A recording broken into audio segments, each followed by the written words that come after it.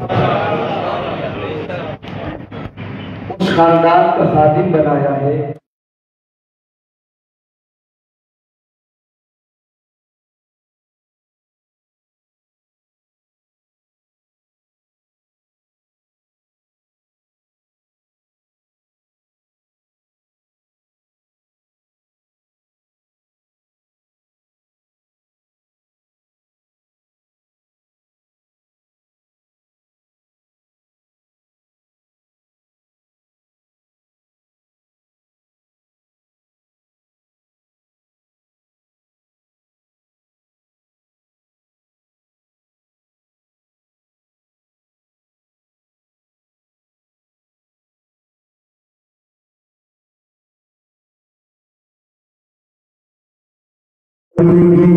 مگر اپنی انگلی کے اشارے سے ڈوبے ہوئے سورج کو پلٹا کر رب کا سجدہ کرنے والے اسی خاندان میں نظر آئیں گے۔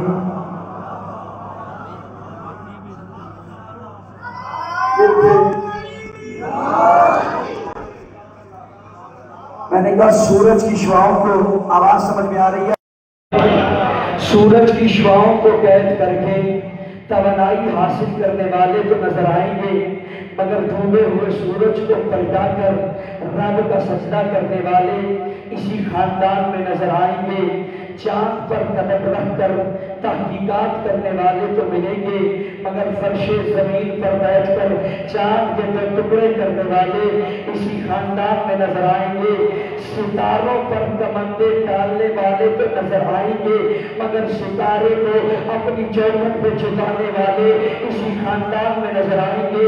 اس لیے کہ یہ خاندان وہ خاندان ہے جو فرش زمین پر حکومت نہیں کرتا، بلکہ عرش معلیٰ پر بھی انہی کے نام کا سکہ چلتا ہے۔ بات ہماری ہوتی، زمانہ قبول نہ کرتا، کوئی غم نہیں تھا، بات ہماری نہیں ہے۔ رسول اعظم نے فرمایا تھا اور جبی الى السماء الرابعۃ فرأیت صورت علی فقلت یا جبرائیل ھذا فی علی فاوحی الی بانہ ملک خلقہ اللہ فی صورت علی بن ابی طالب یزورہ فی کل یوم 70,000 ملک یسبحون ویکبرون والسماء من ربی علی بن ابی طالب۔ رسول فرماتے ہیں میں معراج کی رات چوتھے آسمان پر گیا، میں نے وہاں پر اپنے بھائی علی کو دیکھا۔ میں نے جبرائیل سے پوچھا علی، جبرائیل یہ تو میرا بھائی علی ہے۔ مجھے جبرائیل نے کہا یا رسول اللہ یہ آپ کا بھائی نہیں ہے، بلکہ اللہ نے آپ کے بھائی علی کی شکل میں ایک فرشتہ مقرر کیا ہے جس کی زیارت کے لیے روزانہ 70,000 فرشتہ آتا ہے۔ وہ کرتے کیا ہے؟ وہ زیارت علی کی کرتے ہیں، تسبیح اللہ کی کرتے ہیں، وہ زیارت علی کی کرتے ہیں، تقدیس اللہ کی کرتے ہیں، وہ زیارت علی کی کرتے ہیں، تمجید اللہ کی کرتے ہیں، اور ان تمام تسبیحات کا ثواب علی کے حجروں میں بانٹ دیا جاتا ہے۔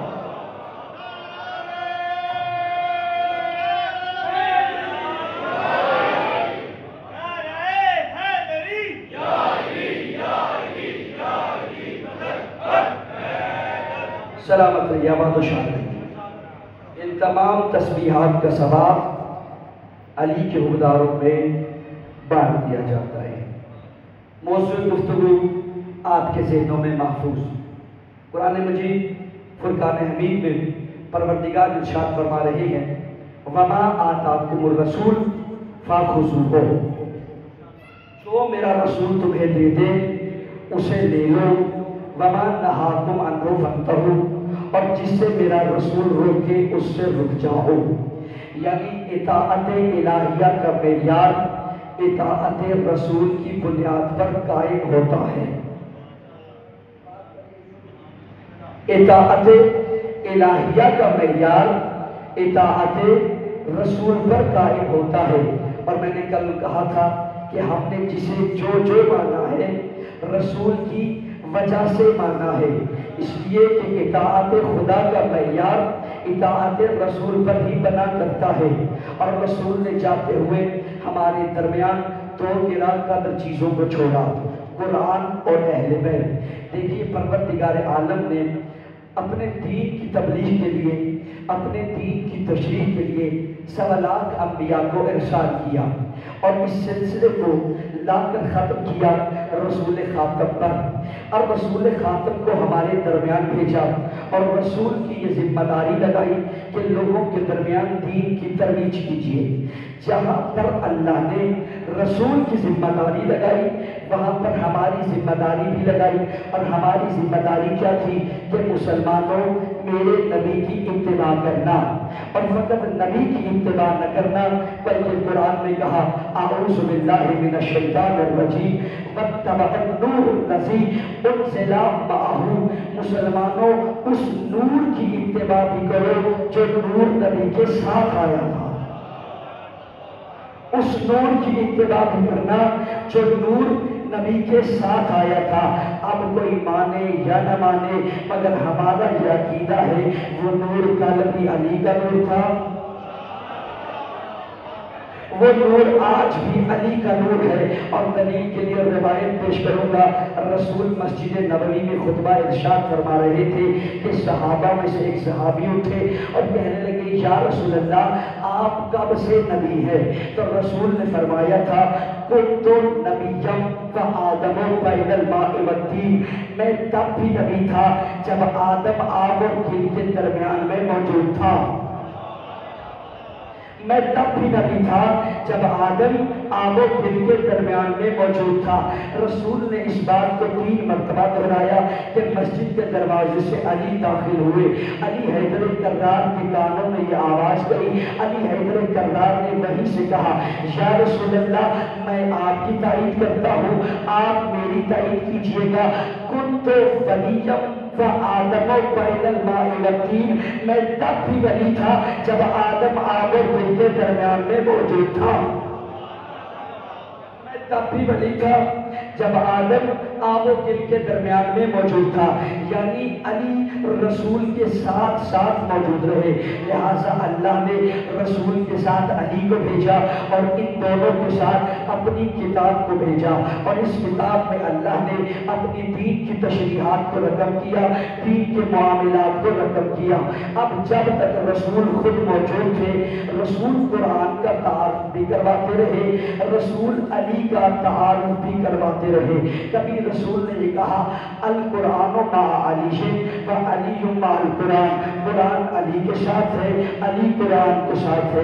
کبھی کہا خیرکم من تعلم القرآن وعلمہ، تم میں سے بہتر وہ ہے جو قرآن سیکھے اور دوسروں کو قرآن سکھائے، اور کبھی کہا من احب علی خیرکم منہم، تم میں سے بہتر وہ ہے جو میرے بھائی علی سے محبت کرے۔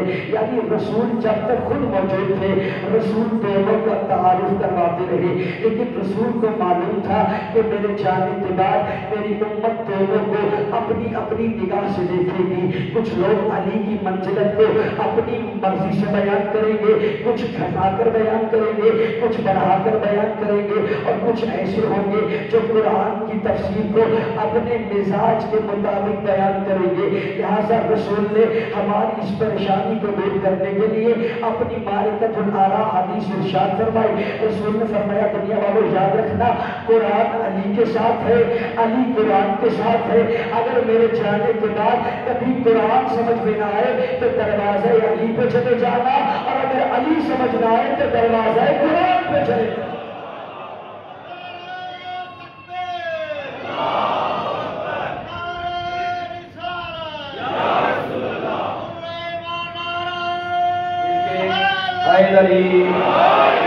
سلامت رہی آباد و شاد رہی۔ اگر علی سمجھ میں نہ آئے تو دروازے قرآن پہ چلے جانا، اور اگر قرآن سمجھ میں نہ آئے تو دروازے علی پر چلے جانا، اس لیے کہ قرآن علی کو سمجھا رہا ہے، علی قرآن کو سمجھا رہے ہیں۔ یہی وجہ ہے وقت ولادت جب رسول نے گھٹی دی نا تو کہا علی کچھ سناؤ، کہا یا رسول اللہ حکم کریں تو رات کہیں تو رات سناؤ، یا رسول اللہ حکم کیجئے تو رات کہیں تو رات سناؤ۔ زبور کہے تو زبور سناؤں، انجیل کہے تو انجیل سناؤں، قرآن کہے تو قرآن سناؤں۔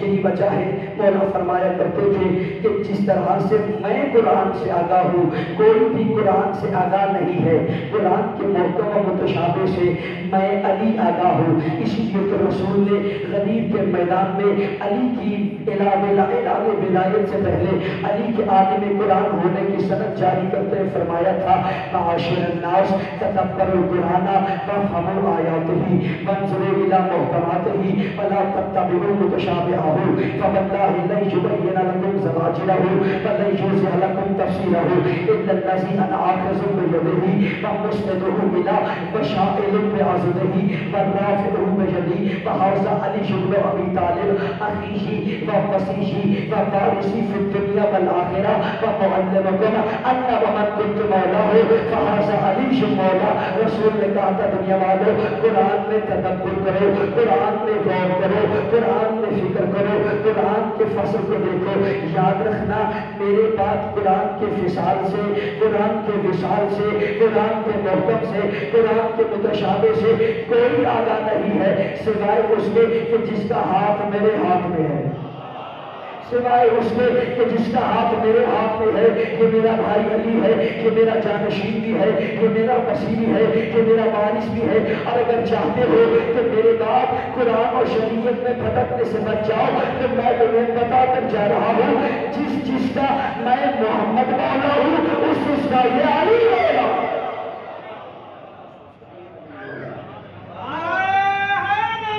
یا غدیر میں بڑے بھائی نے چھوٹے بھائی کا ہاتھ پکڑا، کسی کو تکلیف نہیں ہوئی، ہاتھ کو ایسے بلند کیا تو رولا پہ گیا، علی مولا علی مولا علی مولا علی مولا۔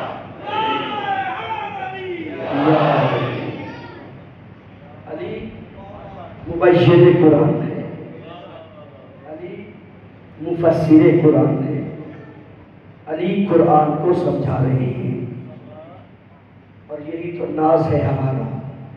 جملہ ذہن میں آگے سنتے جائیے گا۔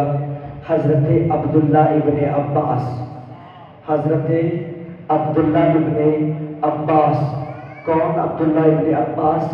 حبر الامہ، امت کی سیاہی، جسے دنیا مفسر قرآن کہتی ہے۔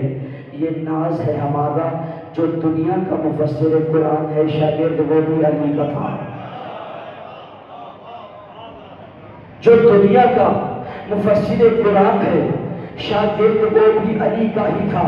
یہی وجہ ہے عبداللہ ابن عباس نے ایک دن امیر کائنات سے کہا، یا علی میرے لیے درس تفسیر قرآن کو بیان کیجئے۔ مغربین کا وقت تمام ہوا، مولا نے کہا عبداللہ بیٹھ جاؤ۔ علی حیدر کرار نے درس تفسیر قرآن شروع کیا، درس چلتا رہا، وقت گزرتا رہا، درس چلتا رہا، وقت گزرتا رہا، کہ ایک مرتبہ عبداللہ ابن عباس نے اپنے سر کو جھٹکا دیا اور کہنے لگا، یا علی ابھی نماز فجر کا وقت قریب ہے اور ابھی تک بسم اللہ کی تفسیر ہی مکمل نہ ہو سکی۔ نماز فجر کا وقت قریب آ گیا اور ابھی تک بسم اللہ کی تفسیر ہی مکمل نہ ہو سکی۔ تو اس وقت امیر کائنات نے کہا تھا، عبداللہ سنو، لو شئت لأوقفت 70 بعیدا فی تفسیر فاتحۃ الکتاب۔ عبداللہ علی کے سینے میں اتنا علم موجود ہے کہ اگر علی بسم اللہ کی تفسیر کرے اور اس تفسیر کو جلدی شکل میں ڈالا جائے تو ان جلدوں کو اٹھانے کے لیے 70 اونٹ درکار ہوں گے، ان جلدوں کو اٹھانے کے لیے 70 اونٹ درکار ہوں گے۔ تو اس وقت عبداللہ ابن عباس نے کہا تھا، یا علی میرے لیے مختصر بیان کیجئے۔ تو مولا نے کہا تھا، عبداللہ اگر مختصر سننا چاہتے ہو تو سنو، میں علی بتا رہا ہوں، کل ما فی العالم فی القرآن وکل ما فی القرآن فی الیاسین وکل ما فی الیاسین فی الفاتحہ وکل ما فی الفاتحہ فی بسم اللہ وکل ما فی بسم اللہ فی الباء وکل ما فی الباء فی نقطۃ اللہ فانظر الی انا نقطۃ اللہ لگا۔ عبداللہ ساری کائنات کا علم ہے قرآن میں، قرآن کا دل ہے یاسین، یاسین کا دل ہے فاتحہ، فاتحہ کا دل ہے بسم اللہ، بسم اللہ کا دل ہے با، با کا دل ہے با کا نقطہ، وانظر الی، عبداللہ مجھے دے، میں علی ہی با کا نقطہ ہوں جو با کو با بناتا ہے۔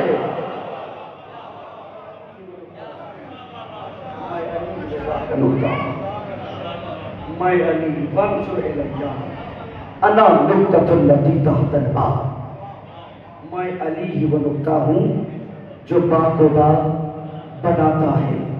قرآن و اہل بیت کبھی بھی جدا نہیں ہو سکتے۔ قرآن اہل بیت کے ساتھ ہے، اہل بیت قرآن کے ساتھ ہے، اس لیے کہ رسول نے دونوں کے رشتے کو مقرر کیا، اور جس رشتے کو رسول مقرر کر دے، جس رشتے کو رسول مقرر کر دے وہ کتنا مضبوط رشتہ ہوگا۔ اگر یہ عظیم اجتماع میرا ساتھ دے تو میں بتانا چاہتا ہوں کہ علی اور قرآن کا رشتہ کیا تھا۔ اجازت دیتے ہیں ایک دفعہ مل کے آبادی کو اظہار کرے حیدری، نہیں ایسے مل کے حیدری، ایک دفعہ مل کے عالمی صلوات کی تلاوت کیجیے۔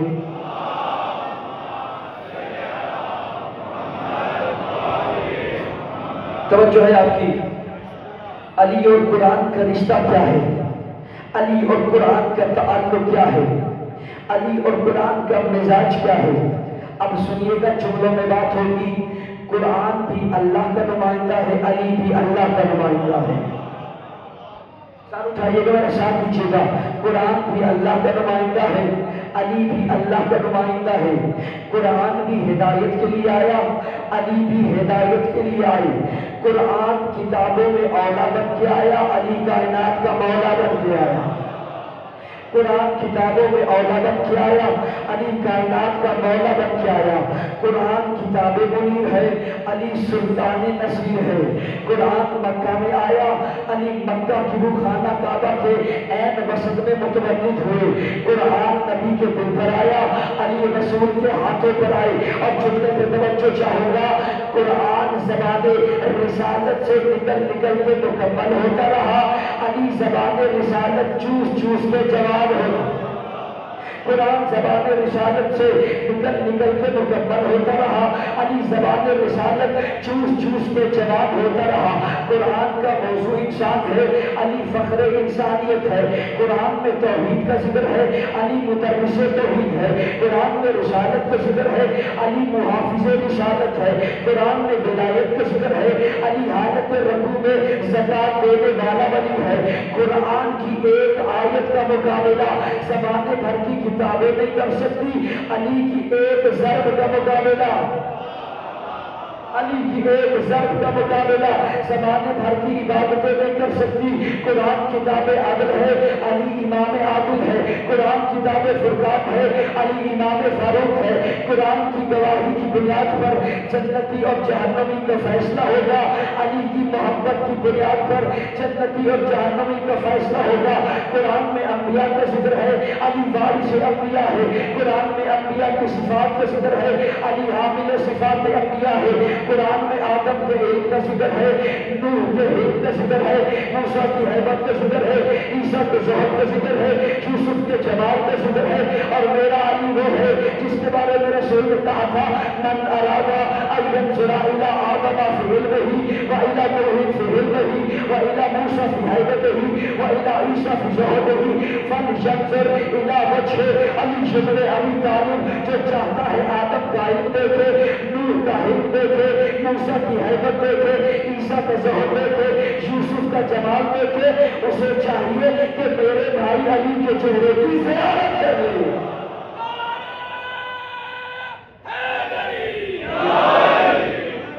اسے چاہیے کہ میرے بھائی علی کے چہرے کی زیارت کرے، جسے بھی انبیاء کی زیارت کرنا ہے اسے چاہیے کہ وہ چہرہ علی کی زیارت کر لے۔ اب آئیے ایک پیغام کی بات کے ساتھ بات کو آگے بڑھاتے ہیں، اور پیغام کو میں ایک احسن انداز میں پیش کرنے کی کوشش کروں گا۔ ہم دست ادب باندھیں گے اور اس عظیم اجتماع کو ملا کر رسول کی بارگاہ میں حاضری دیں گے اور کہیں گے، یا رسول اللہ، اس دور کے لوگ بڑے خوش نصیب تھے کہ وہ چہرہ علی کا دیکھتے تھے، زیارت انبیاء کی کرتے تھے۔ وہ چہرہ علی کا دیکھتے تھے، زیارت انبیاء کی کرتے تھے، وہ بڑے خوش نصیب تھے کہ ان کو علی کے چہرے کی زیارت نصیب رہی۔ یا رسول اللہ یہ بھی تو بتائیے کیا آپ نے ہمارے لیے بھی کوئی انتظام کیا ہے؟ میں نے کیا کہا تھا؟ اطاعت کا معیار اطاعت رسول ہے۔ ہم نے اگر علی کو عالم قرآن مانا ہے تو رسول کی بنیاد پر مانا ہے۔ یا رسول اللہ لوگ علی کا چہرہ دیکھتے تھے، انبیاء کی زیارت کرتے تھے، آپ نے ہمارے لیے بھی کوئی انتظام کیا ہے؟ تو اجر رسول کی آواز آئے گی، سائن میں نے تو بیان کیا ہے لیکن تم نے غور نہیں کیا۔ اگر وہ میری حدیث ہے تو یہ بھی تو میری حدیث ہے، القرآن و علی و علی و القرآن، قرآن علی کے ساتھ ہے، علی قرآن کے ساتھ ہے۔ اگر چاہتے ہو آج اپنے گھروں میں علی کی زیارت کرو، باوضو ہو کر قرآن کی زیارت کیا کرو، جس نے قرآن کو دیکھ لیا اس نے علی کو دیکھ لیا۔ سلامت علیہ، جس نے قرآن کو دیکھ لیا اس نے علی کو دیکھ لیا۔ جس نے علی کو سمجھنے کی کوشش کرنا ہے اسے چاہیے کہ وہ قرآن کو سمجھنے کی کوشش کرے۔ جو چاہتا ہے کہ میں علی کے قریب ہو جاؤں اسے چاہیے کہ وہ قرآن کے قریب ہو جائے، اس لیے کہ ہو نہیں سکتا کہ ہوش یا علی کا اور قرآن سے دور ہو نہیں سکتا کہ شیعہ علی کا ہو اور قرآن سے دور ہو۔ علی کا شیعہ ہوتا ہی وہ ہے جو ہمیشہ قرآن کے ساتھ رہتا ہے۔ اور علی کی شیعہ کی تاریخ بتاؤں کیا ہے؟ اللہ اکبر، میں نے ایک واقعہ پڑھا، فارسی کتاب کا واقعہ ہے، امام کا ایک صحابی ہے، نام ہے حسن علی جمال۔ کیا نام ہے؟ حسن علی جمال۔ جمال یعنی جمل فروش، یعنی اونٹ فروشی کرنے والا، جیسے ہے میسم تمار۔ میسم تمار، تمار یعنی تم فروشی کرنے والا۔ اسی طرح سے صادق آل محمد کا ماننے والا تھا، نام تھا حسن علی جمال یعنی اونٹ فروشی کرنے والا۔ ایک دن مدینہ کی گلی سے گزر رہا تھا، ایک خاتون اپنی چھت پر کپڑے ڈال رہی تھی، اس کی گود میں ایک بچہ تھا کہ اچانک بچہ بھوکا، بچہ لڑکھڑایا، وہ بچہ لڑکھڑا کر زمین پر آنے لگا۔ بچہ زمین پر آ رہا تھا، حسن علی جمال کی نظر پڑی، اس نے کہا اللہ اکبر۔ حسن علی جمال نے دور سے کہا اللہ اکبر۔ جیسے ہی اللہ اکبر کہا بچہ ہوا میں معلق ہو گیا، بچہ ہوا میں ٹھہر گیا۔ انہوں حسن علی جمال نے بچے کو گود میں لیا اور ماں کے حوالے کیا۔ جیسے ہی ماں کے حوالے کیا سارا مدینہ جمع ہو گیا اور کہنے لگا بتائیے آپ غوث ہیں، آپ قطب ہیں، آپ ولی ہیں، آپ کی حیثیت کیا ہے؟ فارسی کتاب کا جملہ ہے، حسن علی جمال نے کہا من ملنگ محمد و آل محمد ہستا ہوں،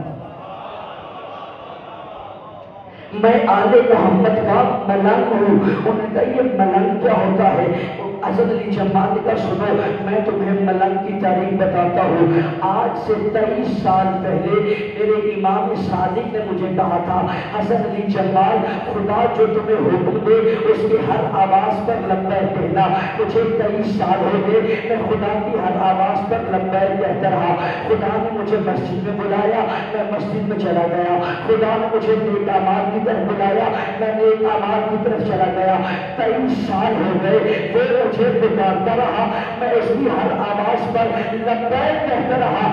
آج 23 سال کے بعد میں نے اسے پکارا اور اس نے لبیک کہہ دیا کہ تم تعجب ایسا کر رہے ہو۔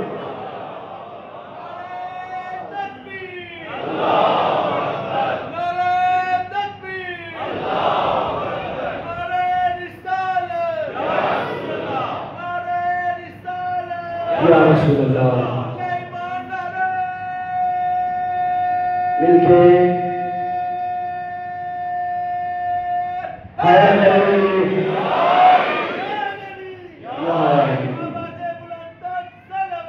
اللہم صلی علی محمد و آل محمد و عجل فرجہ۔ سلامت رہیے، آپ سلامت رہیے۔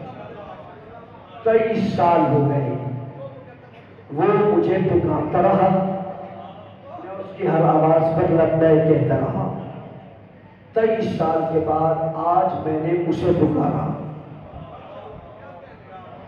اور اس نے میری آواز پر لبیک کہہ دیا تو تعجب کیسا کر رہے ہو؟ یہ ہے اطاعت رسول کا فائدہ۔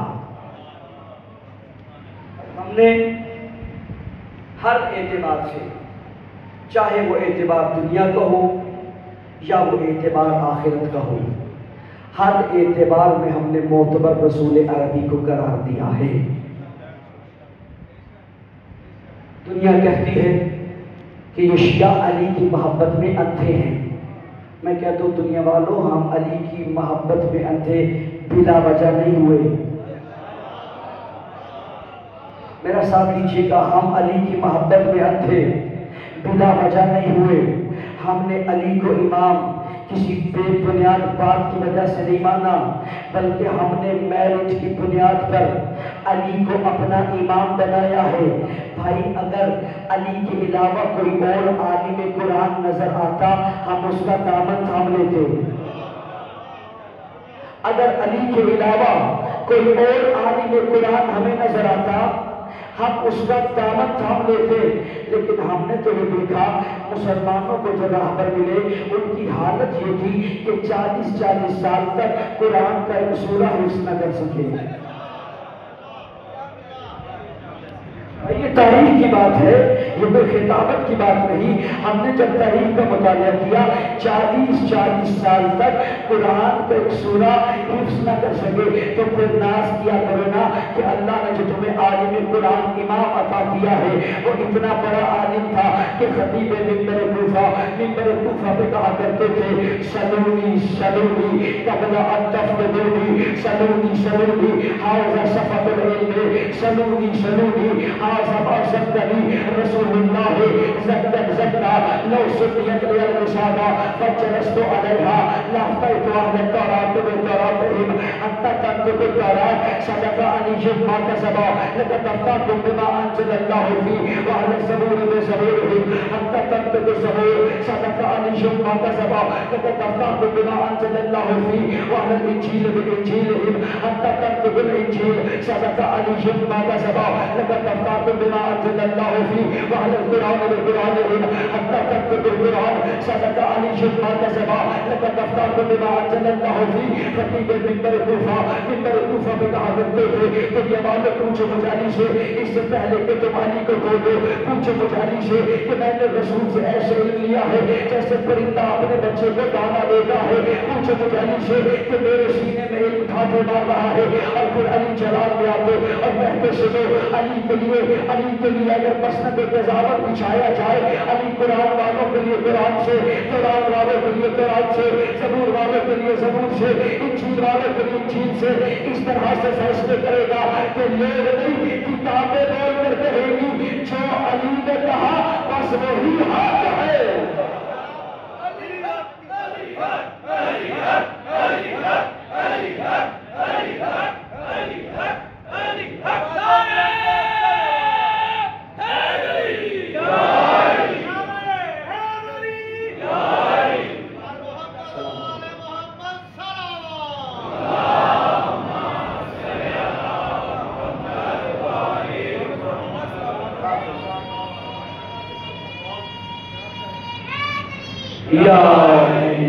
جو علی نے کہا بس وہی حق ہے۔ دنیا والوں آؤ، اگر تمہیں قرآن کو سمجھنا ہے تو تمہیں دروازے علی پر آنا ہوگا، اس لیے کہ اگر علی کو چھوڑو گے تو قرآن بھی تم سے دور ہو جائے گا۔ مدینہ کی گلی سے علی حیدر کرار اور میرے مولا کے ساتھ جناب کمیل گزر رہے تھے۔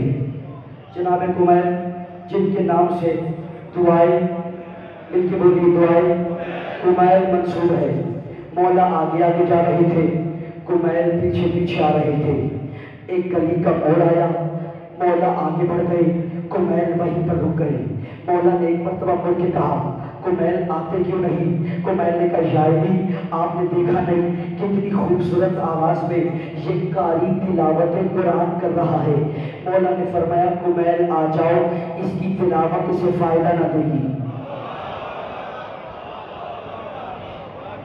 کمیل آ جاؤ، اس کی یہ تلاوت اسے فائدہ نہ دے گی۔ کمیل کہتے میں پریشان ہوا، اتنی خوبصورت آواز میں یہ تلاوت قرآن کر رہا ہے اور علی نے کیا کہا اس کی یہ تلاوت اسے فائدہ نہ دے گی۔ کہتے میں علی کے پیچھے چل پڑا اور میں نے سوال کیا یا علی اتنی خوبصورت آواز میں یہ تلاوت قرآن کر رہا تھا، آپ نے منع کیوں کر دیا؟ کہا کمیل آ جاؤ، ایک وقت آئے گا جب میں اس کا جواب دوں گا۔ کمیل کہتے میں انتظار کرتا رہا، وقت گزرتا رہا، انتظار کرتا رہا، وقت گزرتا رہا کہ صفین کا میدان سجا، صفین میں لشکر آمنے سامنے ہوئے۔ ایک مرتبہ علی حیدر کرار نے مجھے بلایا اور بلا کر کہا کمیل وہ جو دشمن کی صفوں سے شخص نکل کر آ رہا ہے اسے ذرا دیکھو۔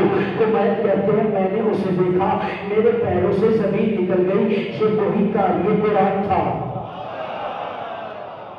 یہ وہی قاری قرآن تھا جو علی سے لڑنے کے لیے آ رہا تھا۔ اس وقت علی حیدر کرار نے کہا تھا کمیل میں نے تمہیں کہا تھا اس کی یہ تلاوت اسے فائدہ نہ پہنچائے گی۔ کمیل جو وہی لوگ ہیں جن کے بارے میں رسول نے کہا تھا یا خرج من قوم یقرؤون القرآن والقرآن لا یجاوز تراقیہ، انہی کے بارے میں اللہ نے قرآن میں کہا تھا ربۃ عن القرآن والقرآن یلعنہ۔ رسول نے کہا تھا ایک قوم ایسی آئے گی جو قرآن کو پڑھے گی، قرآن ان کے حلق سے نیچے نہیں اترے گا۔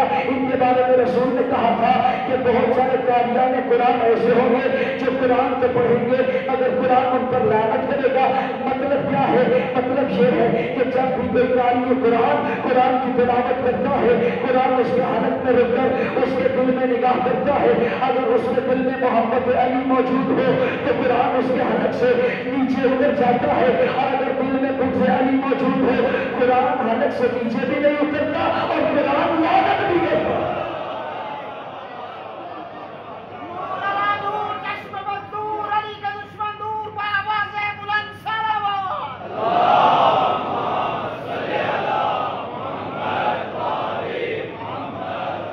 سلامت رہی، آباد و شاد رہی، آباد و شاد رہی۔ تو علی کے حبداروں کے لیے قرآن فائدہ مند ہے، اور علی کے حبدار کو چاہیے کہ ہمیشہ قرآن سے تمسک اختیار کرے، اس لیے کہ جن کے لیے قرآن آیا ہے ان کو بھی چاہیے کہ وہ قرآن سے تمسک اختیار کریں۔ آخری بات اور زحمتیں تمام کر رہا ہوں، قرآن علی کے ساتھ رسول نے کیا کہا؟ قرآن علی کے ساتھ بات کا خلاصہ کریں گے۔ اطاعت کا معیار کیا ہے؟ اطاعت رسول نے کیا کہا؟ قرآن علی کے ساتھ، علی قرآن کے ساتھ۔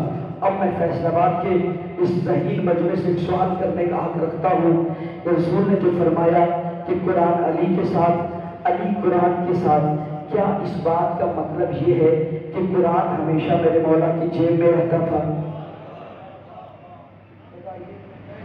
کیا اس بات کا مطلب یہ ہے کہ قرآن ہمیشہ میرے مولا کی جیب میں رہتا تھا؟ نہیں، اس بات کا مطلب یہ ہے کہ علی کی ساری زندگی پہ عین ہی قرآن تھی، علی کی ساری زندگی پہ عین ہی قرآن تھی۔ چلے میں جملہ بدلتا ہوں، آپ مزاج کو بدلیے گا۔ مجھے کہنا یہ چاہیے تھا علی جو کرتے رہے قرآن بنتا رہا، علی جو کرتے رہے وہ قرآن بنتا رہا۔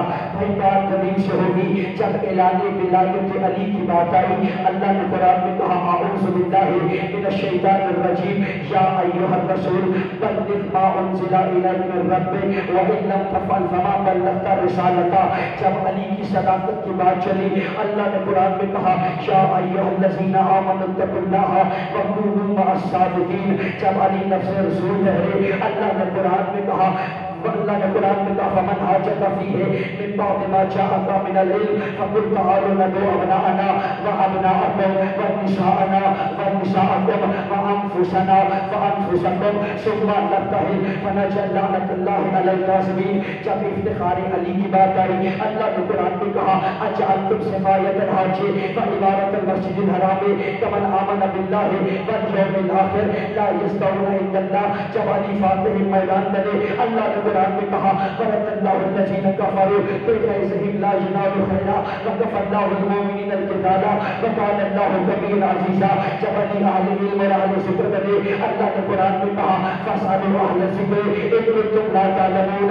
جب علی ابو تراب بنے اللہ نے قرآن میں کہا اذا زلزلت الارض زلزالها واخرجت الارض اثقالها وقال الانسان ما لها۔ اور جب علی کی ولایت کے ذریعے سے اللہ نے غدیر کے میدان میں دین کو مکمل کیا اللہ نے قرآن میں کہا الیوم اکملت لکم دینکم واتممت علیکم نعمتی ورضیت لکم الاسلام دینا۔ آج ہم نے دین کو مکمل کیا علی کی ولایت سے، ہم نے نعمت کو تمام کیا علی کی ولایت سے، ہم نے اسلام کو مکمل کیا علی کی ولایت سے۔ یعنی دین مکمل ہوا علی کی بنا پر، اسلام مکمل ہوا علی کی بنا پر۔ اس لیے تو کہہ رہا ہوں عشق علی جو دل میں شامل نہیں ہوا کر لے عمل ہزار عامل نہیں ہوا۔ اور کیسے علی کو چھوڑ کے کافی ہوئی کتاب، ارے علی بنا تو دین بھی کامل نہیں ہوا۔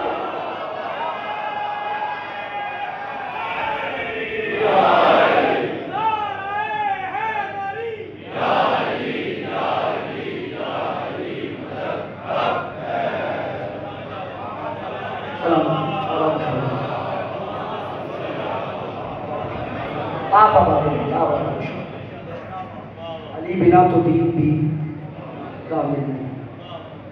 لہذا اگر قرآن سمجھنا ہے تو دروازہ اہل بیت پر آ جاؤ، شیعہ قرآن کی عظمت کو پہچانو، کبھی بھی قرآن کا ساتھ نہ چھوڑنا، اس لیے کہ اس قرآن کی عظمت کو بچانے کے لیے آل محمد نے اپنا بھرا گھر قربان کر دیا۔ اجر کو میرا تھا، میں کہا کرتا ہوں کہ جب بھی رونا آئے گا تو شرما کے نہ رویا کیجیے۔ میں نے روایت میں پڑھا ہے وقت آخر مولا حسین نے کسی اور کو یاد نہیں کیا، شیعو آپ کو یاد کیا ہے۔ بی بی فرماتی ہیں میں مقتل میں گئی، میرے بابا کی کٹی ہوئی گردن سے آواز آ رہی تھی شیعتی ما ان شربتم عزم ما ان فسترنی اور سمعتم بے غریب نو شہید فاندبونی لیتکم فی یوم عاشورا آج جمیعا تبذرونی۔ اور شیعہ جب بھی ٹھنڈا پانی پینا مجھے حسین کی پیاس کو یاد کرنا، شیعہ جب بھی کسی غریب کا ذکر سننا مجھ حسین کی غربت کو ضرور یاد کرنا۔ مولا نے وقت آخر آپ کو یاد کیا ہے، لہٰذا حسین کے غم میں جب بھی آیا کیجئے، شرما کے نہ رویا کیجئے۔ حسین نے سب کچھ قربان کر دیا۔ اور میں کہا کرتا ہوں دنیا والوں ہمیں آپ روتا ہوا دیکھو اور ہم سے سوال کیا کرو تم روتے کیوں ہو؟ ہم روتے اس لیے ہے کہ دین بچانے کے لیے کسی نبی کے اتنے بیٹے نہیں اجڑے جتنی علی کی بیٹیاں اجڑے۔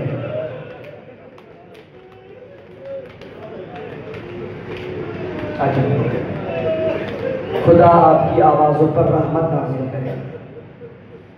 خدا کو یہ آوازیں بڑی پسند ہیں۔ دین بچانے کے لیے کسی نبی کے اتنے بیٹے نہیں اجڑے جتنی علی کی بیٹیاں اجڑی۔ اور میں کہتا ہوں اس دین کو بچانے کے لیے حسین نے اپنے سینے کا تعویذ بھی قربان کروا دیا۔ بڑا پیار تھا مولا کو اپنی اس بیٹی سے۔ امام فرماتے ہیں مجھے وہ گھر اچھا نہیں لگتا جس گھر میں رباب اور سکینہ موجود نہ ہو۔ حسین نے نماز شب کی دعاؤں میں اس بی بی کو مانگا تھا، اجرکم من اللہ۔ بس 2 جملے سنیے گا، زحمت تمام کروں گا، خدا آپ کی آوازوں پر رحمت نازل کرے۔ عزادارو، روایت کہتی ہے 3 بیویاں ایسی ہیں جنہوں نے مقتل سے گزرتے ہوئے اپنے آپ کو سید الشہداء کے لاشے پر گرایا۔ پہلی بیوی کا نام ہے زینب، دوسری بیوی کا نام ہے ام کلثوم، تیسری بیوی کا نام ہے سکینہ۔ ان تینوں مستورات کو اٹھایا گیا، لیکن اٹھانے والا کوئی اپنا نہیں تھا، اٹھانے آیا تو بھائی کا قاتل آیا۔ عزاداروں، پہلی 2 بیویوں کو جب اٹھا لیا گیا، تیسری بیوی اپنے بابا کے لاشے سے چمٹ گئی۔ عزاداروں، کچھ ایسے انداز میں جدا کیا گیا کہ ایک مرتبہ اس رخسار پہ تماچا، ایک مرتبہ اس رخسار پہ تماچا۔ بیوی نے آواز دی، بابا تیری تو یہ سنت تھی، یتیموں کو گوشوارے پہنائے جاتے ہیں، بابا تیری تو یہ سنت تھی، یتیموں سے پیار کیا جاتا ہے، بابا آ کے اپنی سکینہ کا ہاتھ دیکھو، اجرک من اللہ، کوئی غم نہ ہو سوائے غمی مظلوم کربلا کے۔ عزاداروں، جب یہ لٹا ہوا قافلہ شام کی جانب جا رہا تھا نا، تو یزیدی روایت کرتا ہے، کہتا ہے رات کے ایک عالم میں ہم تھک گئے، ہم نے راستے میں قیام کیا۔ یہ کرتے کیا تھے؟ یہ سروں کو نیزوں سے اتارتے، انہیں صندوقوں میں بند کرتے، صبح کے وقت میں دوبارہ سروں کو نیزوں پہ سوار کر دیتے۔ یزیدی کہتا ہے کہ حسین کا سر میرے پاس تھا، میں اتنا تھکا ہوا تھا کہ میں نے حسین کے سر کو صندوق میں نہیں رکھا، میں رات کو حسین کا سر اپنے ساتھ لگا کر سو گیا۔ رات کے ایک عالم میں میری آنکھ کھلی، میں نے دیکھا حسین کا سر میرے پاس نہیں ہے۔ میں سر ڈھونڈتا ڈھونڈتا مقتل کی جانب گیا، میں نے دیکھا کوئی 4 سال کی بچی ہے، اپنے بابا کے سر کو یہ اٹھائے ہوئے ہے جیسے قاری قرآن اٹھاتا ہے۔ کہتا ہے میں بڑا سگ دیکھا، لیکن میں نے بچی کو جب پیار کرتے دیکھا میرا دل پگھل گیا۔ کہتا ہے بچی کبھی باپ کی داڑھی کو چومتی، کبھی باپ کے ہونٹوں کو چومتی، کبھی باپ کی پیشانی کو چومتی۔ کہتا ہے جب بچی پیار کر چکی، پھر باپ نے بچی کو پیار کرنا شروع کیا۔ کبھی اس رخسار میں بوسا، کبھی اس رخسار میں بوسا، کبھی پیشانی میں بوسا، کبھی سر میں بوسا۔ کہتا ہے میں کچھ دیر تو انتظار کرتا رہا، لیکن میں نے سوچا کوئی یزیدی نہ اٹھ جائے، میری شکایت ہو جائے گی۔ کہتا ہے میں بچی کے قریب گیا، میں نے کہا اے بچی اپنے بابا کا سر مجھے دے دے۔ سنو یہ جملہ، کہتا ہے بچی اتنی ڈری ہوئی تھی، اس بچی نے سر کو زمین پر رکھا اور کہتی ہے میں سر تجھے دیتی ہوں، لیکن مجھے تماچے نہ مارنا، اب مجھے تازیانے نہ مارنا، اب مجھے تماچے نہ مارنا۔ عزادارِ حسین کی جو بیٹی یہ جملہ کیوں نہ کہتی، ارے کربلا سے شام تک کبھی اس رخسار پہ تماچا، کبھی اس رخسار پہ تماچا۔ میں نے روایت میں پڑھا ہے، اب جو ماتم کرنے آئے ہو، میں نے روایت میں پڑھا ہے راہ شام میں بی بی سکینہ نے اپنے بھائی سید سجاد کا دامن تھاما اور یا سجاد کل شمرا اللہ یضربا سودا علی وجہی، سجاد شمر کو گئے اگر مارنا ہے تو میری پشت میں مار، اور میرے رخسار زخمی، اور میرے رخسار زخمی، دریا سکینہ اب برداشت نہیں کر سکتی۔ اجرک من اللہ، اجرک من اللہ، کوئی غم نہ ہو سوائے غم مظلوم کربلا کے، خدا آپ کی آوازوں پر رحمت نازل کرے۔ عزاداروں، یہ لٹا ہوا قافلہ جب دربار شام میں آ گیا نا تو کہیں سے پتھر آئے، کہیں سے انگارے آئے۔ عزاداروں جانتے ہو آل محمد کو کہاں پر لا کر کھڑا کیا گیا؟ وہاں پر किया गया जहाँ पर गुलामों को बेचा जाता था, और जहाँ पर गुलामों को मैंने जुमला पढ़ दिया, आपने सुन लिया, तो कहा आल मोहम्मद, और कहा गुलामों का बाजार, और कहा अली की बेटिया, कहा गुलामों का बाजार। आल मोहम्मद को वहाँ खड़ा किया गया जहाँ पर गुलामों को बेचा जाता था। अब सुनोगे जुमला, एक शामी आगे बढ़ा, सुनिएगा जुमला, अल्लाह जाने मैं समझा सकूं। एक शामी आगे बढ़ा, इसने आगे बढ़ के बीबी सकीना की तरफ इशारा किया और इशारा करके कहता है हम भी हाजिर जारिया, मैं इस बच्ची को अपनी कनीजी में लेना चाहता हूँ, इस बच्ची को मैं अपनी कनीजी में लेना चाहता हूँ।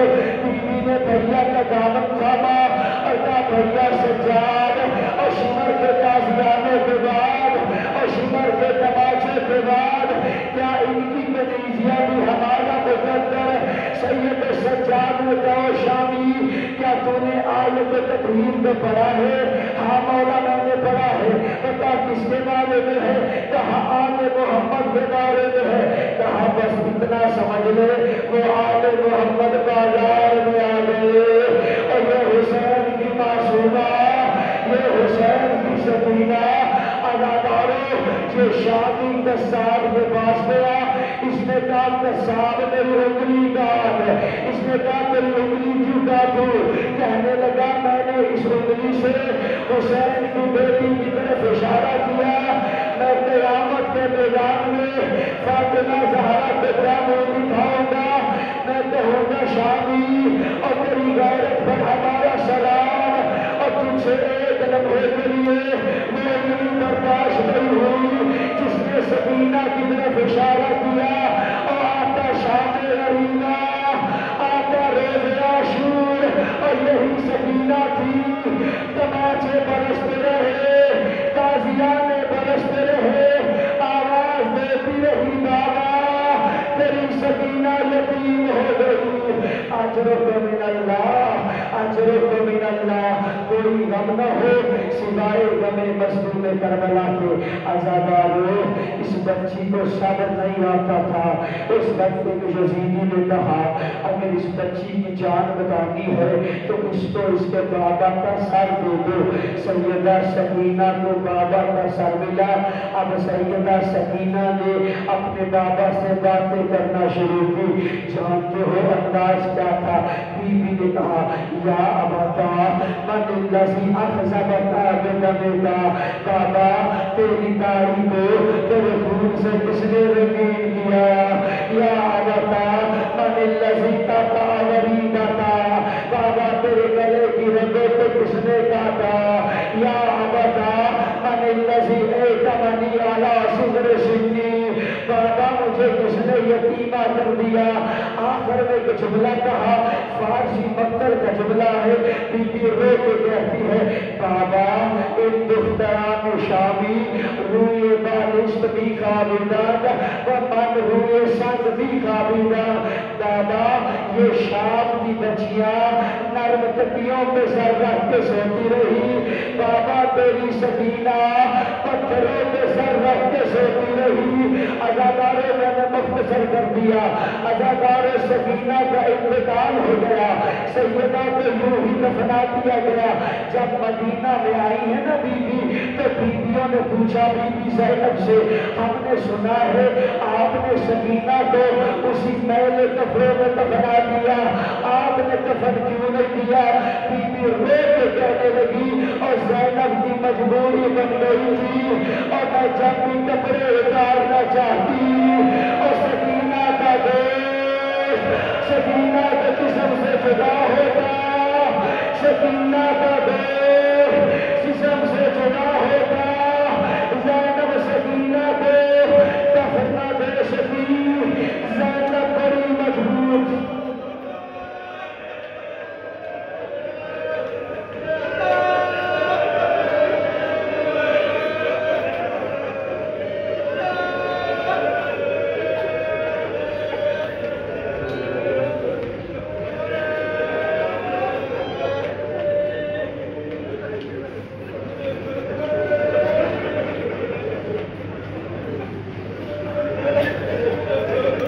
صل علی محمد وعلی محمد اللہم صل علی محمد وعلی محمد اللہم بحق محمد وانت المحمود وبحق علی وانت العلا وبحق فاطمہ وانت فاطر السماوات والارض وبحق الحسن وانت المحسن وبحق الحسین وانت قریب الاحسان اللہم اغفر للمؤمنین والمؤمنات والمسلمین والمسلمات اللہم ارزقنا فی الدنیا زیارت الحسین وفی الآخرۃ شفاعت الحسین اللہم اکتبنا من زوار الحسین وجعلنا من الباقین فی عزاء الحسین خدایا ہماری اس قریب سی عبادت کو اپنی بارگاہ میں قبول فرما بیماروں کو صحت کامل و عاجلہ نصیب فرما جو مخصوص مریض ہیں انہیں بھی ان کے بیمار کربلا صحت کامل و عاجلہ نصیب فرما خدایا اس رب کا صدقہ ہماری پریشانیوں کو دور فرما مقروضین کے قرض غیب سے ادا فرما ظہور امام میں تاجیل فرما لشکر امام میں شامل ہونے کی توفیق عطا فرما امام زمانہ کا سایہ ہماری صحبت قائم اور دائم فرما اللہم بحق فاطمہ و علیہا و بالہا و بنیہا اسر بالمستودعفیہا ایک سی حاجتی وصلی اللہ علی محمد و آل محمد برائے خوشنود امام زمان صلوات